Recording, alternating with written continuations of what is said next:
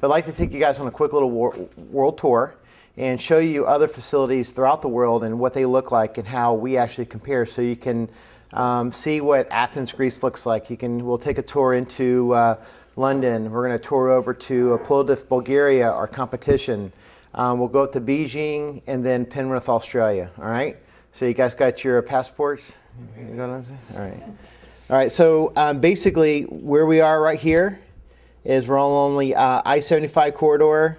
And what makes us so unique that stands out, and there's the little pin there where we're located, is that we're in the urban core. And we have a lot of good transportation infrastructure, hotels, airports, great beaches, and we're a true destination. Can you turn down the AC just a little bit? I'm a little warm. And but we have a great support. We're in the urban core. And what you're going to see on these other facilities is they don't have this hotel, restaurant, support, and as far as some of this destination is simply not there. They're a little bit more in the hinterlands, and so hosting a regatta, hosting these major events, no question, by having this walkability and this great experience, it actually lowers the cost of hosting different events. And so we can do things a little bit more efficient than what they did in Kiripiro. We'll be probably hosting the World Rowing Championships for the third of the price than what New Zealand had to do. And it's simply because of we're in the urban core and we have the restaurant and hotel support. So right now, as you guys know, University Parkway and I-75 corridor is where we're located right now, and we're up in this building right here. So what we're doing, what we're going to do is after this brief, we're going to go down and we'll go down to 3 roundabouts, and we're going to go actually to the Cattleman Road project. And what we have out there are 3 major projects going on simultaneously. The first project is the Cattleman Road project that actually extends and increases the grid, if you will.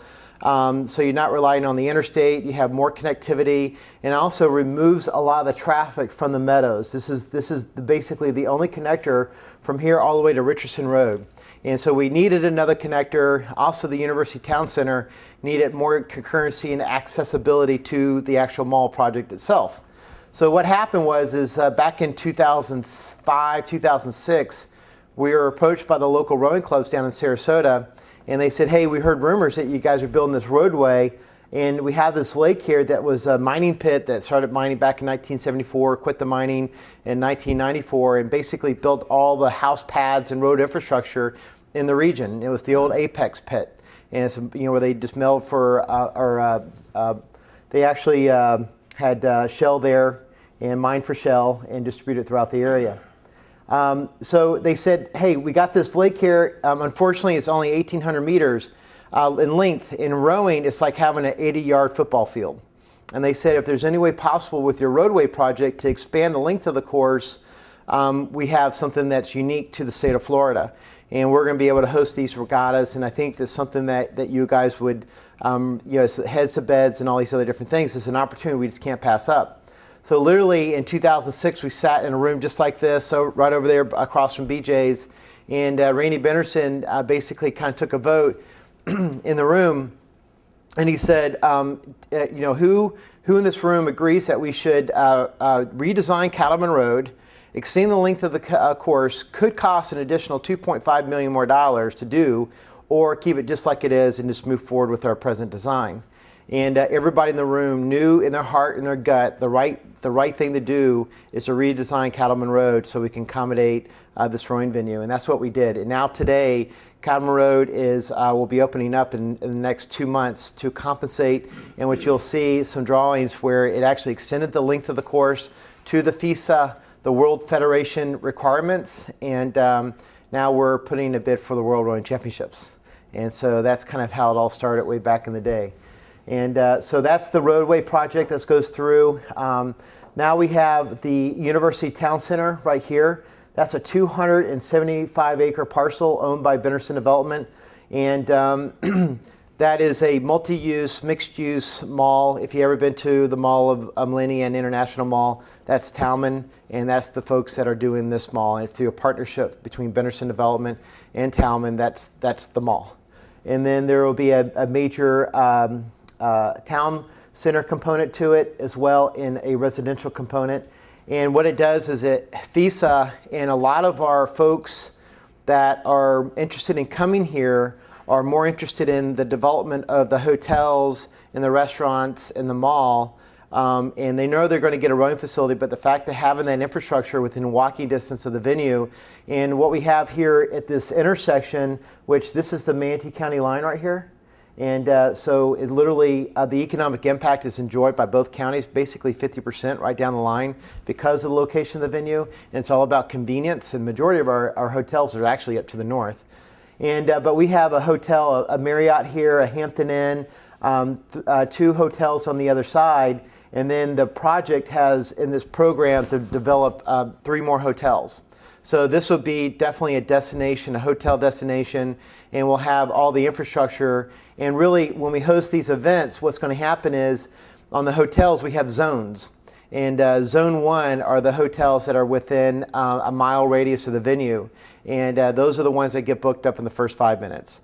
Then we have zone 2, and they're within the 5-mile radius of the venue, and they get booked up typically in the first 10 minutes. He's not at the first to the punch. And then we have zone 3 that goes out to a 25-mile radius. That's out at the hotel. I mean, some people actually will pick and book rooms on the beaches first because they use it as a vacation. When they come here, they're here for a couple of days, and they'll make the commute. They'll head out to the beach, and they'll literally. I have an email of folks coming in for the invitational, and all they want is most of the people, they just want the beach resorts. And so we reach out and touch Siesta, Anna Maria, and everything else. And that's the reason why the Visitors Bureaus are really excited about this venue, because of the type of people, the rowing folks that this thing attracts. And so, and what we have done too is since 2008, we got into the regatta business, and that's when we had an opportunity to test out the course to see if this is all true. And we hosted our first regatta back in 2009. This is our 5th year anniversary now. And our first regatta, we booked every hotel room in both Manatee and Sarasota County, and even the Ritz. And we were blown away. And Dave, you were there, and it was just, this blew our socks off. And the commissioner, we had both Manatee and Sarasota County commissioners out there as special guests. They saw it for themselves, and they said, yeah, this is a real deal. We are bringing in a lot of people from all over the state of Florida right here, and they're staying in our hotels, both in Manatee and Sarasota County. And the thing about it is that back in 2009, I've never had been to a regatta. And neither did anybody in this company have ever attended a regatta.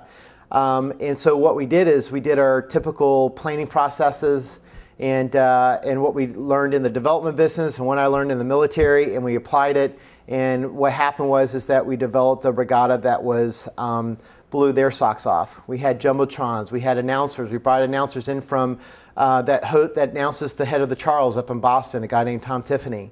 We brought in all the experts, and we had a festival type show. And the folks that came here, they blew their socks off. And that's kind of what started this whole genesis. And people coming back and saying, you guys have something really, really special here.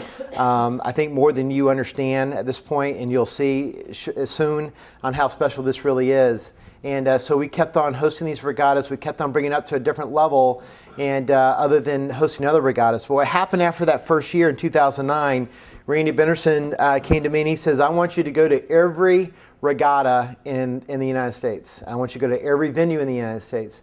He says, you know, what we're doing is we're not inventing anything. We want to learn the good, the bad, and the ugly from how everybody else does it. And let's compare, and I need to be convinced that this is worth the investment. You know, will we get our return? And we say we, the region, the county. And what's good for Sarasota, Manatee, is good for the businesses. It's good for you and me.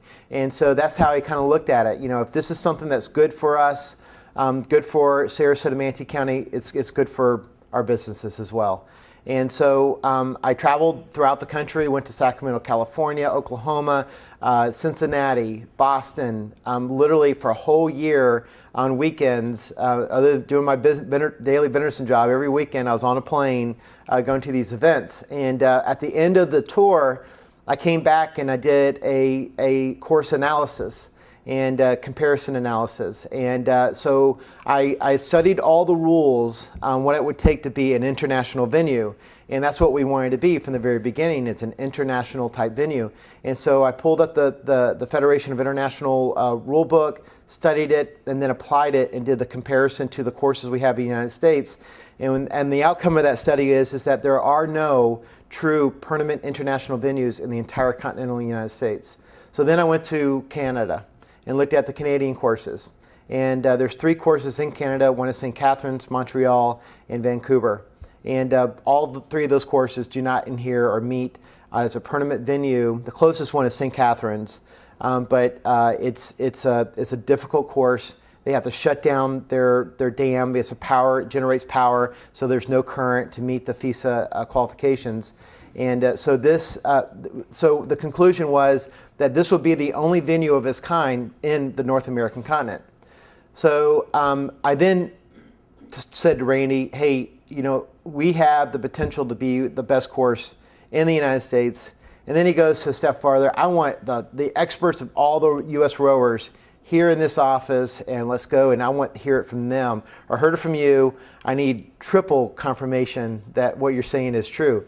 So that's when we tapped into Coach Harry Parker and out of Harvard, had him come down, and he was part of the whole design team. That's when we discovered Manatee River as an option as a long course, and we took him. He said, this is a great course. You guys done your due diligence. It's fair. It could be the best course in the United States if you guys design it correctly. And we brought down gold medalists. We brought down all the folks that are in the rowing business, and they all said at the same tune that this is a very, very unique course. Make the investment. You won't regret it, period. And then that's when Coach Harry Parker says, hey, I love your sprint course. Show me a long course. And of course, me being a 5th-generation Manatee County boy, I had to take him up the Manatee River. And took him up the river and showed him Fort Hammer, and he literally leaped out of the boat and said, this is the spot where I wanted to be. And I said, well, what do you need? And he says, I don't need anything. Give me a dock and I'm good to go. And that's when I went to Dave Gustafson in Manatee County, and I said, Dave, Harvard's going to come down and they want to train. What can we provide them? And that's when the county stepped up and said, we'll go and we'll do it if it means the right thing. If we can have more colleges, this is a return. It's just if this is the beginning, and to have Harvard here, this is huge. This would be a huge, significant investment. Let's go for it. And that's when they built this boathouse, literally in time for the next following year for them to come down and visit. And Harvard now calls this their home, and hence the Palmetto Rowing Club and all that stuff has created from all that stuff. And so we're now up to 17 teams that come down here and train just in a 3-year period, and that's going to grow continuously as we market ourselves more and more and get out there and we basically market ourselves as an elite amateur sports venue between ING Academies, Fort Hammer, this rowing venue, and the Premier Soccer. There's a complete new branding that we can do, and just with our beaches, it's just a perfect scenario. So as I fly out from Manatee, Sarasota County, and we're going to go and take a trip over to Europe, and we'll fly into where they hosted the 2012 Olympics. I don't know if you guys had an opportunity to watch the Olympics, and more specifically the rowing aspect of it, but it was a huge success. They had over 50,000 people at the venue, and it's right outside London. So here's London here, and the venue is way out here. So when you fly into Heathrow, which is here, you actually have to take a train to London and then take a train back out to the Sprint Center. And it's in near the base of the castle, the Windsor Castle, and it's an active castle, but it's really in a beautiful location. And when they originally designed this course, it was designed for the College of Eton, and this is the most prestigious college practically in all of England right here. And here's their sprint course, and it was an old mine quarry. back in the day. And so they actually sold the dirt to help pay for the venue, kind of similar to what we have here. But the difference is between our venue and theirs is that theirs is somewhat narrow, and their warm-up lane is very restricted. And when you see our venue, you'll see the flexibility that we have, and in the brochure, so when you open it up, you can see the width of it, in which most of the, it's a good thing and a bad thing. It's a good thing because we can host multiple different type of events. We can have a lot of boats staged up, warming up, having to adapt the rowers. Everybody can be training, and as the race goes on, there's no conflicts. Here, they're very restricted in their warm-up lane, and there's only so many boats that can get in there and actually do their racing. But what you see here is that this is the actual boathouse. This is the launch and recovery here. The docks, so they actually they put their boats in the water on these two docks. They'll go under the bridge and do their warm-ups, and they'll circle back around. And this thing is packed full of shells. I mean, literally, they have to have people directing traffic so they won't collide in each other. And then they'll come up to their, go through this bridge and line up to their lining docks, and the conductor sprints, which is 2,000 meters to right here. And then they have 200 meters of basically cool down, or they can loop back into the venue and come back out. And these are the two docks that they extract their boats out of. This is the finish line tower, and this is their what we call ours is Regatta Island. And our Regatta Island is 30 acres in size. It's a big, looks shaped like an ear. And we designed it, and you're going to see some other similarities to other venues, but it's all about compaction, bringing the energy in, and being multi-use, having different type of activities there, not just rowing, but a lot of other different events that you'll see on your first page. So over here is where their grandstands, when they host it. So when they were hosting the racing and the cameras were shooting, you saw the grandstands that literally started right here, and it was lined with people all the way to the end, and it had close to 50,000 people just in this area right here in this restricted space. So that's London, and now we'll take a flight over to Athens, Greece, where they hosted the 2004 Olympics.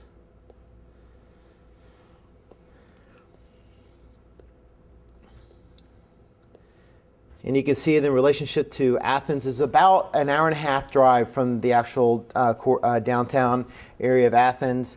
And we're going to go into a marathon. And now we see the venue poking out. And what you have here is Regatta Island. This is the launch and recovery. So it's a little bit different than what you saw there in Eaton. But what they do is they actually launch, they come up, and this is their warm-up lake. And then they have some confliction because what you want it to do is go all the way to the end and then cut in.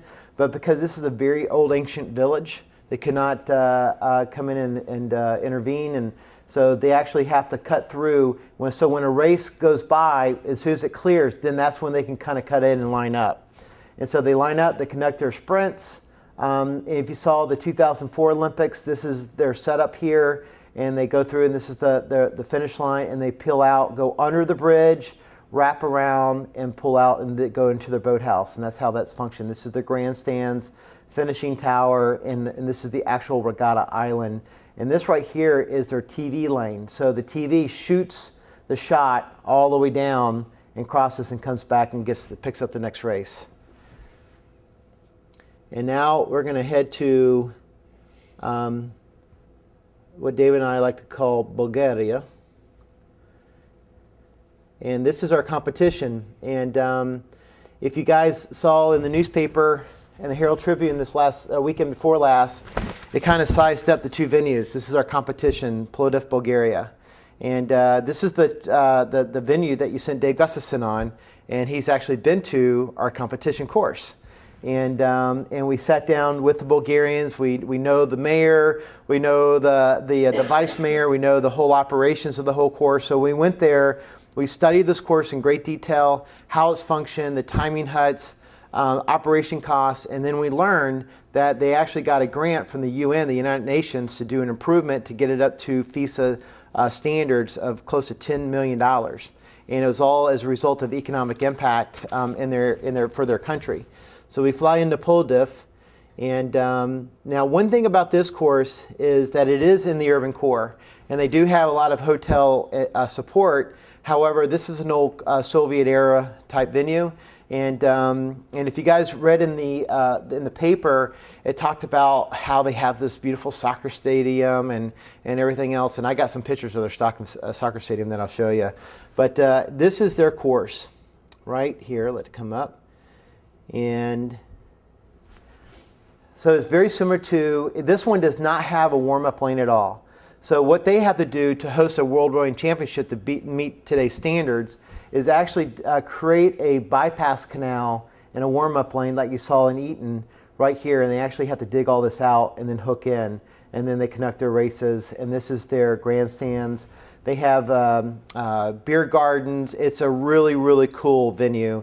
The athletes loved it because you're right next to the rowing. It had a lot of good things about it when you're at the venue.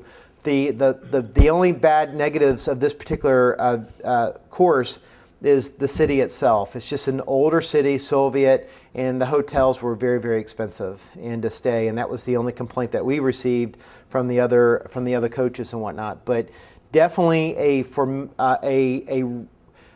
we got some tough competition, especially with that $10 million improvement that they're getting that's already been awarded in the city, and it's a beautiful location. We got our work cut out for us to beat the competition. And then we'll go one more trip. I think you guys are getting the concept, or actually two more.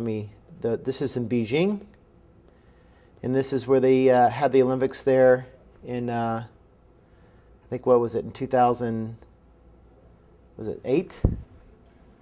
And here's the course. And right here, this is Beijing, right here. It is up to the north. The problem with this course is that they built this incredible, incredible venue. And this is the Regatta Island here. This is their bridge onto the island. The warm-up lane goes all the way to the end, goes to the starting line, your sprints, the through, and then your pull-out area. This is your white water, and basically it's not being utilized because it's in Beijing, China. It's way to the north, and it's frozen 6 months of the year, and they just have not, they built their venue, and this is kind of like a reoccurring thing in the past, and especially with Olympic venues. But if you go to the venues in Europe and in Penrith, Australia, they use the heck out of them. They actually developed a program and a business plan where the one in Penrith has 400, I say again, 400 events a year. And from World Cups to World Dragon Boat Championships to World Canoe and Kayak Sprints, car racing, World Triathlon events. It is a true sporting event center. And if you guys have a chance to go to type in the Penrith or Sydney Olympic rowing venue, it'll come up, and it has all their programming on there, and it's unbelievable. A huge, huge economic impact for Australia. And so we might as well go there for the last course. By the way, in Seoul, this year while we're in Asia, we might as well swing by Cheongju, Korea. This is in Cheongju, if the North Koreans don't blow up the South Koreans. Right in here is where the venue is, and it's right outside Seoul. It takes about 2.5 hours. You fly in from Uncheon Airport, and you go to Cheongju, and it's a smaller blue-collar town, but they have a beautiful venue. They're actually spending close to $160 million on their venue. It's incredible, and we actually said it. We're actually spending a third of the price on ours, and so we're pretty excited when we can show that we're saving a whole lot of money, and where everybody's spending a lot more and we're spending a lot less. That's always a good thing, and we'll find to. See, this is on a natural lake, and I'm trying to find Cheongju. It's further down. Set down a bit. Did you see it? Yep, there it is, right? Oh, good eye. So this is the city, smaller city, and then right over here on this lake is the venue, which is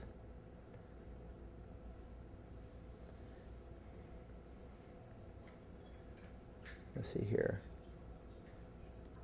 It's right on this lake right here. And they're spending a lot of money on their boathouse and their infrastructure. And this is where we're going to be awarded the World Rowing Championships in September of this year. So we'll be sending a delegation to Jeonju, probably staying in Seoul, and driving to the venue.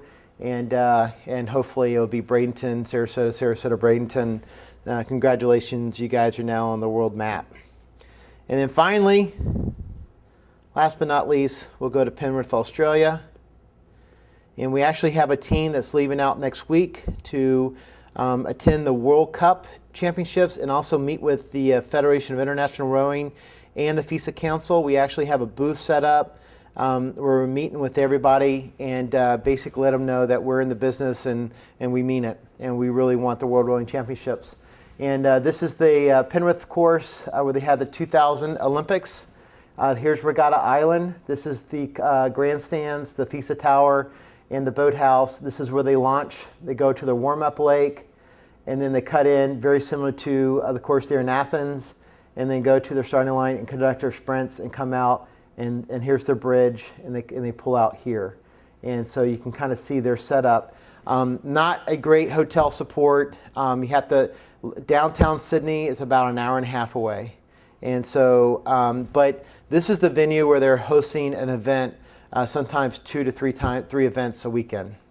And they're definitely, and their programming, they figured it out. They figured out that this is a major economic impact, and it's an economic impact for their country, for the country of Australia, not for Penrith, not for Sydney, but for Australia. And then, and that's it. So that's our competition. And we know that we have the Olympics down in Rio de Janeiro this year, or in 2016, and we'll be hosting the World Rowing Championships in 2017. What that means is that we'll have a course, a World Olympic course, and if we win the bid, we'll also have it through the FISA standards and be recognized throughout the world, and that means that we'll probably be in the Olympic training business for 3 Olympic sports, which is rowing, canoe and kayak sprints, and Olympic triathlons. Paul, Yes? are we the only one with, I guess it's a head race? We are the head now. With the river? There's 2 types of racing in I rowing. didn't see any long races on any of them. Those are the head races are like 5 kilometers, and the sprint races are 2 kilometers. And your head races were invented to keep the rowing alive year round. So in the fall and winter is when you typically have your head races, like the Head of the Charles. And if you guys have ever get a chance to be in Boston in October and go to the head race, the Head of the Charles, that is one of the largest regattas in the entire world. And you'll see hundreds of thousands of people out for this regatta, and it's absolutely magical. And so that's in your head races are in your rivers, and you can have a head race in any river, any lake. You can have the current. You don't have all these control devices and requirements, and so you can have it in the Manatee River. And as long as you have a great riverfront, which you do now. And so it has to be an entertaining place, a destination, things to do, pubs to go to, restaurants to eat at that can support a head race. And that's basically they're looking for the body of water, but they're looking for the experience as well. And those are the ingredients of a great head race. Another great head race is the one at the head of the Hooch in Chattanooga, Tennessee.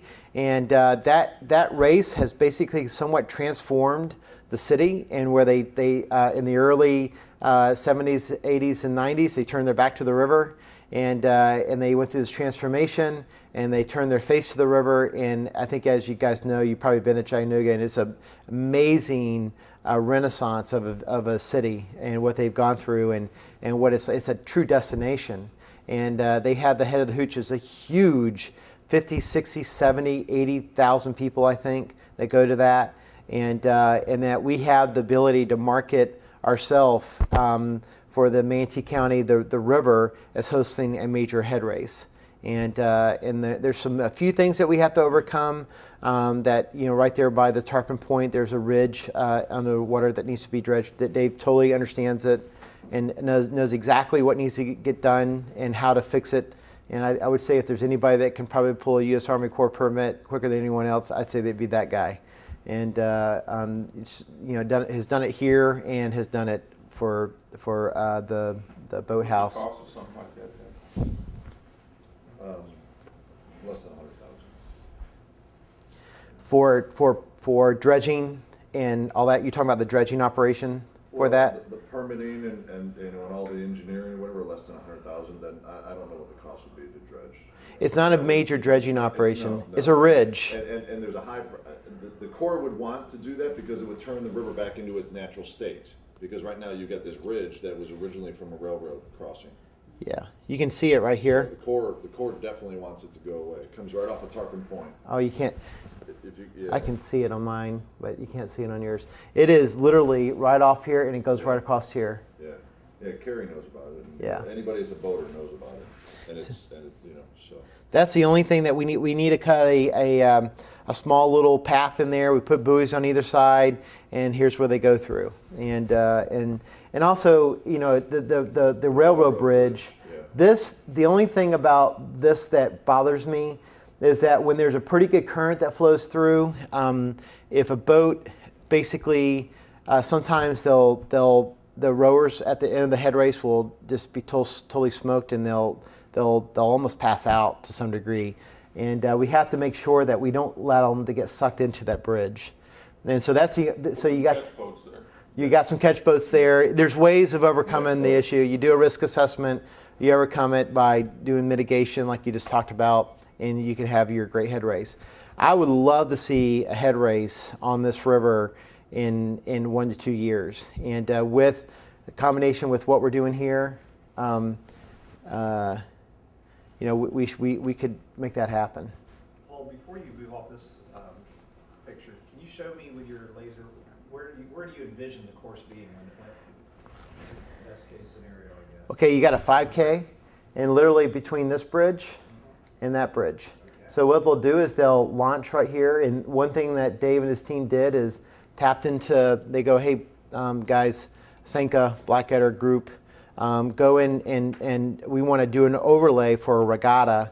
And so we took a look at the plan and we said, hey, this is a great launching location. This is a great staging, rigging, and all these things. And then they did some due diligence, went up to the head of the Hooch head race, saw what's up there, and applied that lessons learned into this venue here. So in the plan that you have here, in which you got the staging area, you got just this is a great spectator area of the whole race. They launch from here, they go under the bridge, and they basically start their race and they do a loop and come back, and it's a 5K, and then the finish line's like right in here. And so this is where you would have, basically you'd be utilizing the entire riverfront. This would be the festival area, all the vendors in here, but this is the rigging. This is where all the athletes would be, and all the spectators right in here. Okay. And you'd utilize the entire riverfront, and that if it's done right, market it correctly, and a lot of efforts put into it, you'll fill up your entire downtown of the Southeast United States easily. And it depends on how well, put it this way, the head of the Hooch was a very, very small race back 20 years ago. And it outgrew their old venue at Lake Lanier, and that's where they get the name, the Chattahoochee River, and they had to move the race because it outgrew, and they had to take it to Chattanooga, and they still call it the head of the Hooch, and they run the races right there on the Tennessee River, and now it's the second largest regatta in the United States, and it's huge. $5 million economic impact over a weekend. In direct spending. Yeah. In direct spending. So that's it. That's the world tour. So where we are in the park and how's that coming along? So I think, whoops, it's my evaluation report for the Army. All right.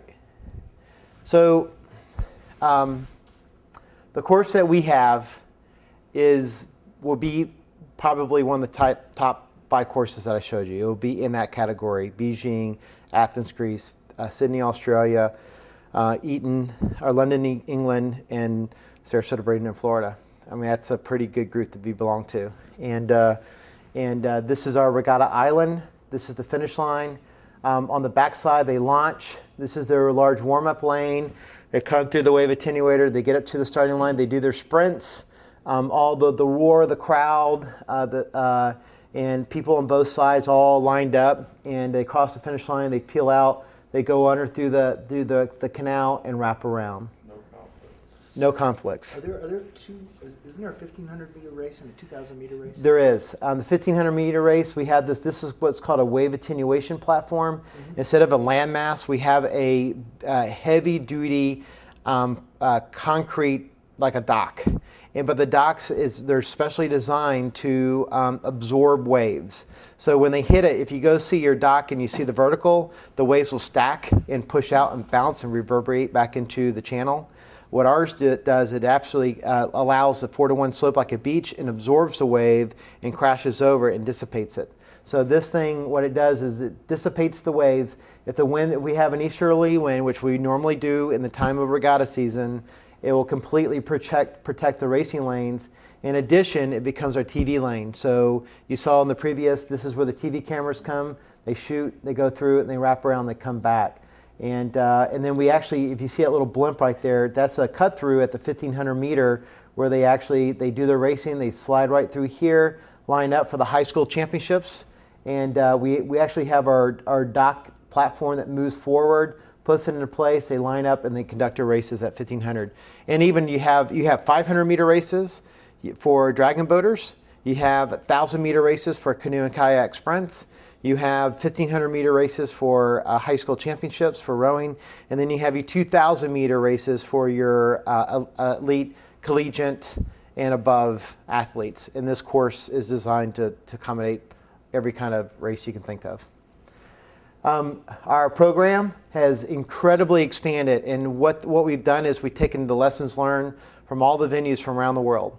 And we study their program, we study their business plan, we study their course, and we learn the good, the bad, and the ugly. And one thing that we came out was make it multiple use. Do not build grandstands for 30,000 seats and have it for one use. We will build a large covered area with movable grandstands, push back, forward, flip, rotate. If it's a festival in the park, a concert in the park, it can be that. If it's a triathlon, we push them back and this becomes our transition area. And this is our swimming event. This is our biking event that runs around the whole loop itself, and the running event runs around the loop. If for a rowing event, you move the grandstands forward right on top of the finish line where you can see and feel the races. So we've taken this from the old courses that were built back in the 60s, 70s, and 80s and 90s and learned from them. Took all the regulations from U.S. rowing, the International Rowing Federations, the U.S. Triathlon Federation, the International Triathlon Federation, the cross-country national and international federations, the canoe and kayak national and international federations applied their rules and regulations as an overlay to this venue, and it meets it all. It meets every standard when it comes to paddling and rowing and running and whatever kind of the venues that you see here, it meets. And a crazy story I like to share with you is that we're hosting the Southeast Regional Dragon Boat Championships in this last October, and a couple was sitting on a picnic table, and we were up in this far corner. We had our races here, and just kind of we were like, wow, you can actually do a dragon boat racing and a rowing race at the same time and not even conflict. And so we're hosting our dragon boat racing. It was a windy day. It was when the hurricane came through over on the East Coast, and we were getting the winds off the backside of it. But we still were able to run our racing, and it was all good. And the couple said, "Hey, what's that dredger doing out there in these sprint lanes? What are they doing?" And I said, "Well, to be a true international venue, you have to have 3.5 meters or deeper for your race course, because anything less than 3.5 meters below the boat, you have friction, and the water it basically does, as it goes forward, it has friction, right? Well, a certain depth, which is 3.5 meters or greater, you do not have this friction. So if you have shallow water, you have more friction in shallow water. You have less friction in deeper water. So we actually had to dredge our cores to make the FISA standard, which was a serious, expensive proposition. But what helped pay for that was the dirt that we dredged created a regatta island. And we had to have a regatta island anyway. We had to import the dirt. So we actually saved money by the dredging operations instead of importing the dirt. So this is one of those things that when you have a project and you have to build islands and you have to do all these dredging, and most of them, they don't work out and you have these problems. This is one of those things that you had perfect synchronicity, and that one thing made the other thing successful. And that's how the whole history of this venue has been since when we took that vote around the table, should we move Cattleman Road? It's been a series of successes, one right after the other. And that's kind of where we say, maybe there's a little bit of destiny here tied into this venue. Adaptive sports, tap it into, believe it or not, we're already developing a relationship with Walter Reed Hospital out of DC. And to have the veterans come back from overseas and get them into the rowing program. We want this to be a rehabilitation center for our returning veterans and utilize the adaptive sports, rowing, canoe and kayak, and all these other different things. You got these world-class coaches, and this is a perfect venue for them to be removed from the hospital system and be applied into the everyday, be around athletes, and do the leadership development along with the physical rehabilitation and mental rehabilitation. And so we want to have a very active, robust program to operate out of the boathouse, and where they stay in the local area, and we support our veterans, and you guys would have them as your guest. And we take them out fishing, and then we take them out to the leadership course, and we rehabilitate them, and we get them spun back into society as awesome, incredible veterans that they are. And then stand-up paddleboard, one of the fastest growing sports in the United States.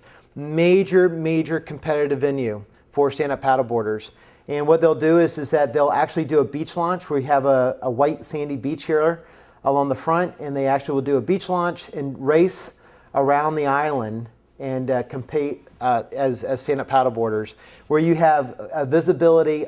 You're going under bridges. You're coming around the bird sanctuary, shooting around through here, and you have all this curves and great competition for stand-up paddleboarding. And we're hoping to have the Battle for the Paddle, East Coast Battle for the Paddle, which they have in San Diego, California. They want to divide it in half and then have a world championship, and we're helping developing that whole process. Canoe and kayak, we teamed up with USA Canoe and Kayak, and this will be a major center for canoe and kayak sprints. Wakeboarding, I didn't finish my story about them sitting on the bench, and they go, "What's that dredger doing?" And we said we had to dredge it down to this depth. And they go, to do proper wakeboarding, you have to have over 15 feet deep. How deep is 3.5? I said, it's actually 12, but we're digging it down to 16 feet because when the lake drops, we're still FISA qualified. And he says, would you guys be interested in hosting a World Cup for wakeboarding and wake surfing championships? And we went out there, we looked, and this said, this is a perfect protected venue for major wakeboarding and wake surfing. And what they would do is, we have a bridge here, they would stage to the lake to the north, and then they will actually run through the bridge and start doing the whole competition right in front of the big crowd and TV cameras and everything else. And this is designed for ESPN plug and play, and actually have some serious cool X game type stuff as well. And Greg then Green, our chairman, his boss, Byron Shin's son, is a world championship. Then we need to get him down here. We need to get him down here. Yeah. Stewie. Dragon Boat Championship, we're hosting the 2014 the World Dragon Boat Festival, where 3,000 breast cancer survivor women are coming here and hosting this championship. 3,000 women, and from all around the world competing here, and some serious shopping. And if you guys ever been around these Dragon Boat ladies that are breast cancer survivors, they are the cockiest, most coolest, funnest women you'll ever meet in your life. And they're full of energy because they have a second chance on life. and nothing will stop them. And they use Dragon Boat as a competitive get out there and help and support for the breast cancer. And but that's a major event that's on our doorstep. That Bradenton, downtown Bradenton, is going to be hugely affected by this Dragon Boat event. And high performance training. This is the college teams. I mean, we're seeing it daily with the Michigan, Harvard, Northeastern, Georgetown. They all come down there and they call this their home now. And from the Manatee River, and half of the folks they come, they eat at the restaurants in downtown Bradenton. And they go out to the beaches of Anna Maria, and they use the sprint course. It's the perfect venue for that. And along with the upcoming Olympics in Rio, that's a perfect location because they need a world-class venue that has the like environment with the heat and humidity, and this is the perfect acclimation for them to do their training. Rowing, we're hosting this year. We're hosting major events that you see on your calendar. One event that I would like to make sure it's on your calendar, or actually there's two events. April 27th and 28th is the high school championships. Palmetto will be out there competing, Sarasota, and it is a big deal. And we're going to have a big party, obviously, for that one. And then we have the U.S. Masters National Championships, and we're all going to be affected by that one, big time, where you're going to have close to 2,000 U.S. Masters from around the United States coming to Sarasota, Bradenton, and these are the folks that have graduated from Harvard and Yale and Cornell and everything else, and have rowed one time in their life and that are rowing now again, and they have some serious spending power, and they'll be here in August. And so those are the two calendars that you guys definitely, or 2 days that definitely needs to be on your calendars. Cross country, 5K runs, corporate training. This will be a world-class corporate training center. We will be attracting corporations from all over the United States, possibly even international. This is a standard program that they have at the Eaton course, and with the only venue of this kind, and they use rowing as a leadership development. And we'll have zip lines and rope courses, and with all the resources we have, this could be a serious corporate training center and corporate training region. And by attracting these corporations, we may get some potential interest in these CEOs to buy into our area, and it's that opportunity to recruit them to Sarasota Bradenton. Long competitive swimming, festivals, community park. It's owned by Sarasota County. This park is owned by Sarasota County. It's not owned by Benderson.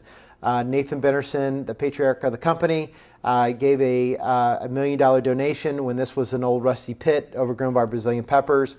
And he would ride his bike every day to work, over 20 miles in length. And that was his route, going up and down. And he's thought that, too bad this whole thing, we can't ride a trail around the circumference. So he gave the $1 million to develop a trail system around the venue of the lake for physical fitness and things like that. And he actually died at age 94, and he rode to work that very day that he died. And he was 94 years old and lived a very happy, healthy life. And so that was one of his legacies. It was all about physical fitness, and he never knew anything about this rowing world stuff or anything like that. All he cared about was the trails. I kid you not. Simple as that. And so that's why it's named after him. And this is all started after that whole deal. And now we're developing a robust trail system around the entire circumference. And one thing that I like to share with you guys, and I'm going to do a little bit of soapbox here, and I need you guys to hear me out for a second. This is our opportunity to start something and think a little bit differently on how we do things. Every time that we build a roadway, we build it to the car. And the more, when you have 2 lanes, you have 2 lanes of cars. When you have 4 lanes, you get 4 lanes of cars. When you have 5 lanes, you get 5 lanes of cars. And the more you build it, and what's going to happen, what it will look like, I wonder what we're going to look like in year 2025, or year 2035. How big do our roadways need to get, right? Until we quit building it around the car and build it around the pedestrian and the people. And do that design first, and then let the car come second. The car needs to go down in the order of hierarchy, and the people needs to be at the top of the hierarchy. And so we're going to have more density.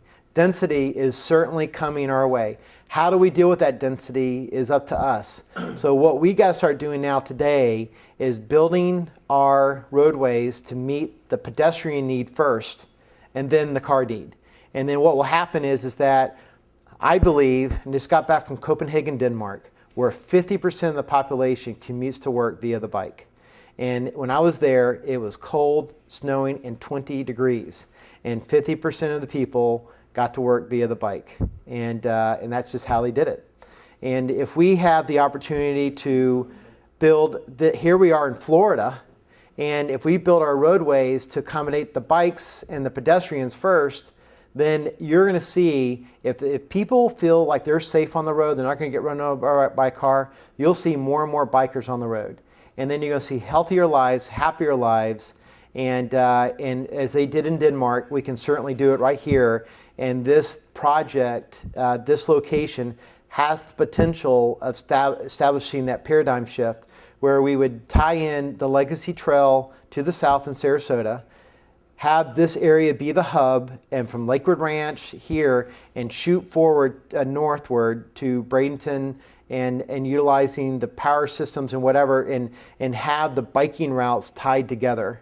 And so we're looking at putting a major transfer station on site for buses, but as you go into other countries, especially in Denmark, what they have is a dedicated bike lane where they have a full curb, and you abide by all the traffic rules as everybody else, but you have a curbed area that's safe for you to ride a bike.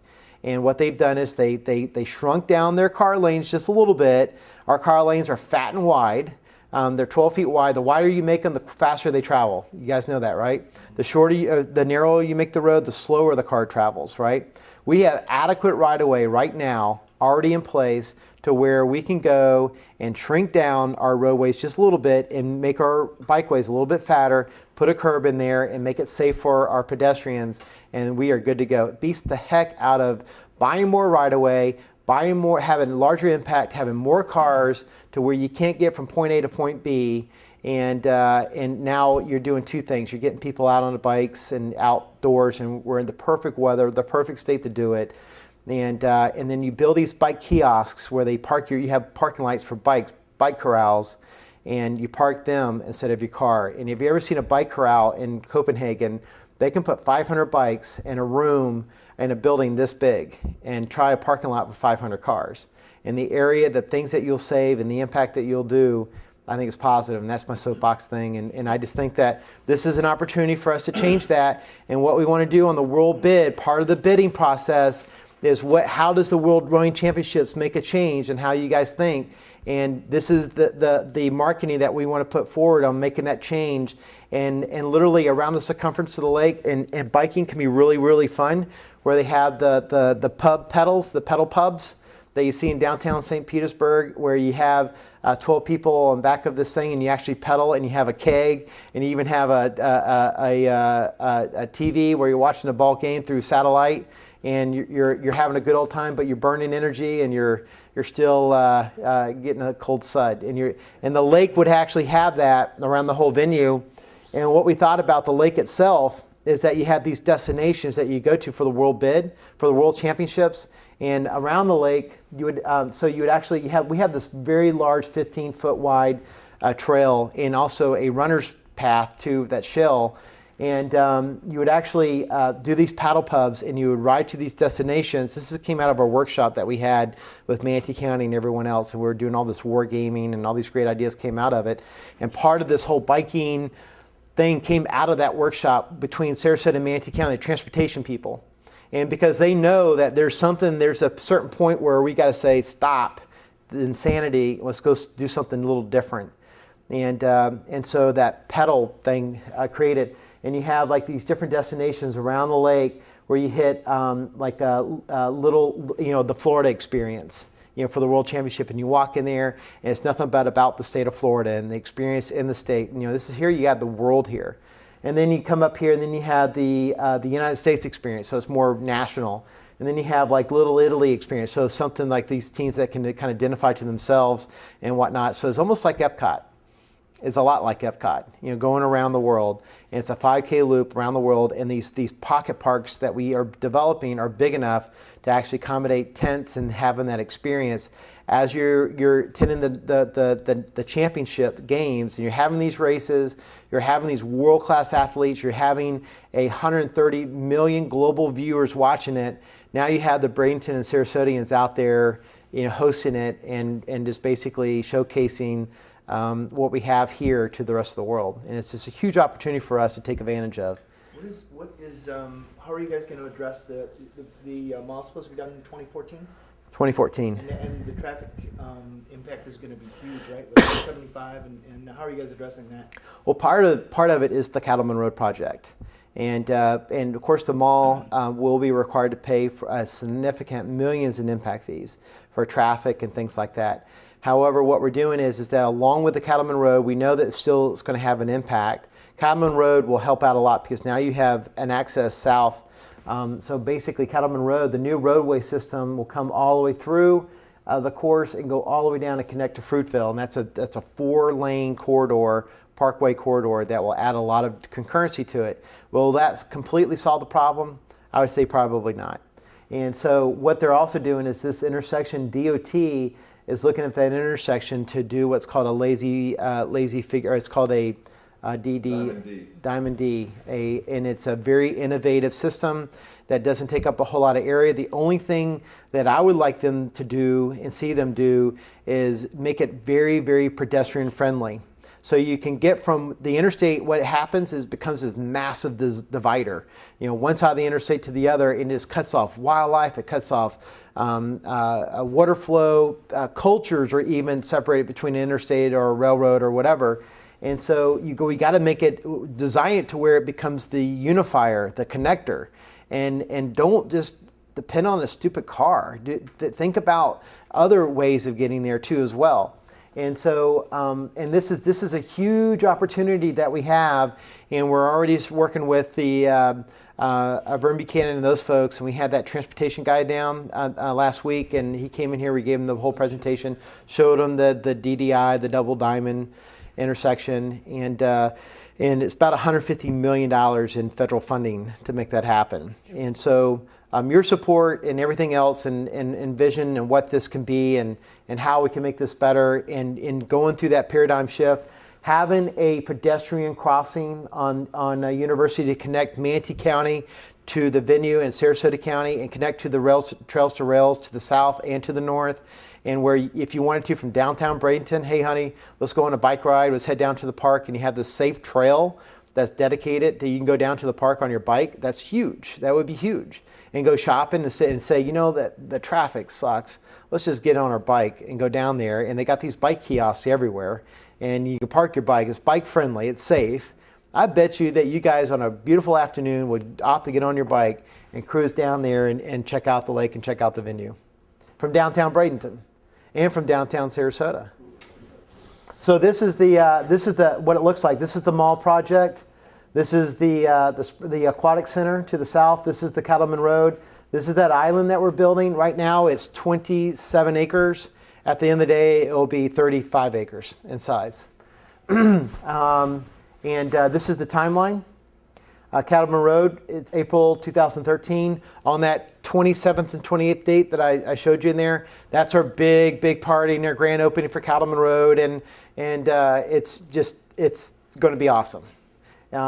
September 2013, all the major land work and dredging and shoveling the dirt and everything else will be complete, and then we'll put in our first layer of sod. And then in November, we'll be completing our first phase of restrooms and playgrounds. But what we want to do at the end of the day is through the nonprofit organization that runs and operates the venue, would generate money and have a business plan, a self-sustaining business plan, once we have the boathouse in place to actually have basically the almost like an Augusta feel. So when that TV camera shoots and broadcasts throughout the United States and the world, it represents our region as a very beautiful place and a destination. And so we want this to make a true destination here and take full advantage and basically let this be the postcard. Because you're going to have the cameras there anyway. Why not? And then in April 2014, that's when the island settles, then we can go vertical with our boathouse. And then in October 2014, the University Town Center will be open. We'll have hotels and all that stuff right here, all in walking distance. We built our bridge, which you see here. As remember I talked about, don't let roads be your divider, let them be your connector, and not just with pedestrians, but not just with cars, but with pedestrians.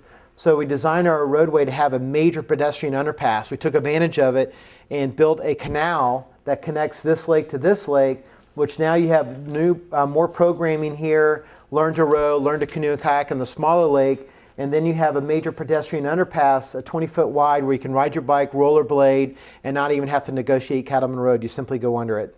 And so you can kind of see it in your plan. You can see the routes that goes under the bridge. And when we go out there, which we're going to leave here pretty quickly, I'll show you the pedestrian undercut. So it has all that connectivity, and let the pedestrians rule, and let the cars drool, I say. Well, Paul, great presentation as always, and I just checked the radar, and it looks like most of the rain is past us. So Perfect. I think it's perfect timing. Well, I want to show you a video so you can see it all in 3D real quick. And then this is the mall. This is the layout. These are the hotels. This is Super Target. So when we drive from here, we'll go through the 3 roundabouts. You'll see Super Target, Sports Authority. But all along Cattleman Road will be lined with buildings. And this is the mall proper that we all know and understand, the loop road that you typically have. And this is the town center and the hotels and all those type, the outdoor dining and seating. You'll have a boardwalk right up here. You'll have water taxis, gondolas, and just different opportunities to actually get to the venue. You jump on your water taxi, you go under the bridge, you go to your taxi drop-off, or you take an eco tour around the lake and the venue, and so you have other means of getting to and from, or you just you rent a bike from your bike kiosk, you swipe your little credit card, the bike releases the bike, and you go for a bike ride around the whole venue. Return it to any other kiosk in the whole region or whatever if it's that same kiosk. You can return it anywhere. And no sound. That we have sound is just think of this big orchestra playing and this beautiful music and all that good stuff. And then here's the venue. That's a wave attenuator. This is these little cut-throughs that I was telling you about, Regatta Island. There's only 2 structures on the island. It's the boathouse that you see here. 3 structures, the boathouse, the grandstands, and the finish line tower right over here. The rest of it is all open and flexible. These are all temporary buildings and set up for any kind of thing that you want. These are temporary grandstands. These are the hotels. This is the bridge that connects with the underpass. This is the mall, Cattleman Road, the 3rd roundabout right there. The residential, 1,750 units. The town center, the hotels, Lakewood Ranch, Manatee County.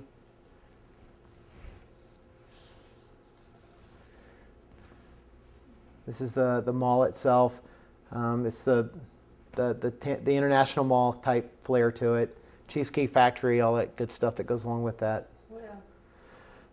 It's 2-story in size, and all I can tell you is that if you go to the International Mall and you see that, it's of that like type of client. The mall itself, I think it's about 800,000 square feet.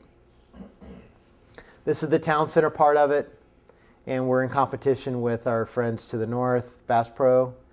This is one of their selection sites, and we don't know whether that contract's going to happen or not.